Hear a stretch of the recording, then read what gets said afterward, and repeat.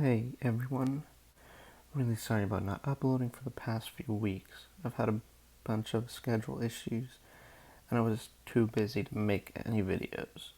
Now I can finally upload this video, but now I'm probably not going to be able to be uploading every week because I'm going to be more busy. Sorry about all inconveniences, but now on to the video.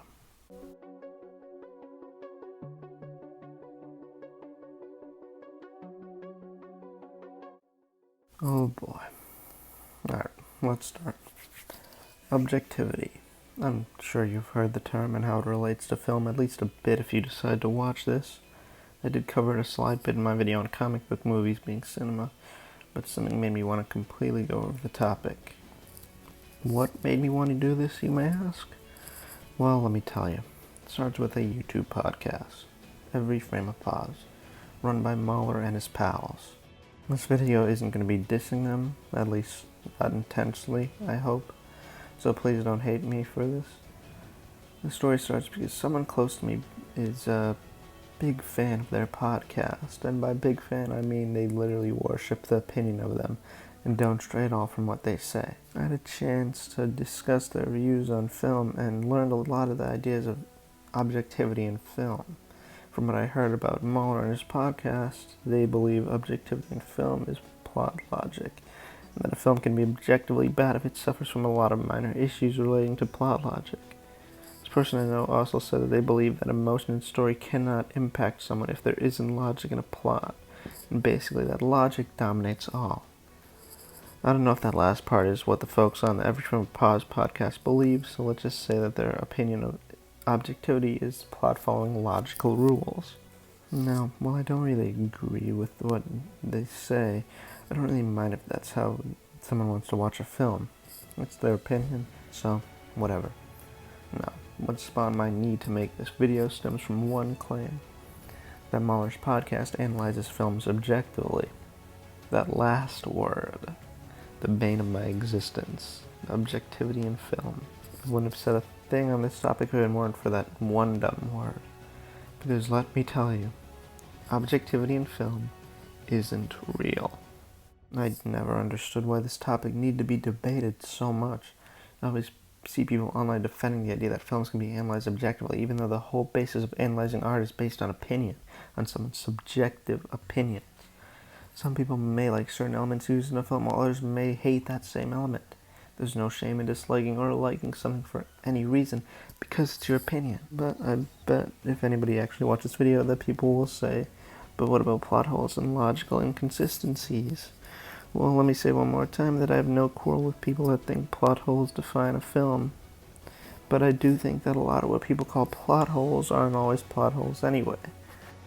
Sometimes it can be things that you just have to use logic to fill in the gaps. A lot of filmmakers don't outright explain every rule in their movie's logic because they expect the audience to be smart enough to fill in those gaps. Take, for instance, The Dark Knight Rises. A common complaint I heard about the film, and apparently one that makes the entire movie unwatchable, is that it doesn't explain how Bruce escapes a random country and gets back to the heavily locked down Gotham. You could just explain it by the fact that Bruce Wayne is Batman, or you can fill in the gaps that he, with his immense wealth and or skills, found a way to get transport to Gotham and find a way to sneak into the city. But I'm going off topic, because once again, if this is a problem you have with the film, you have every right to think it's a problem. As much as I disagree with the ideas that plot logic triumphs emotion and thematic value, it's not my place to outright say you can't agree with those claims. Because hey, like most of the greatest films of all time are judged by the plot working logically. From what I've seen of them, that's what a lot of people like those on the Every Frame of Pause podcast believe. I'm fine if they think that. I just disagree with the use of the term objective. Because even if they say that objectively a movie falls apart because of plot holes, there are hundreds of other factors that can form someone's opinion on a film. For example, let's say there's a film that involves time travel, and the biggest problem is that sometimes it can break its own rule, like sometimes in Avengers Endgame. But everything else about the movie is well done. Do those plot holes make it an objectively bad movie? No, because film analysis isn't just about plot holes.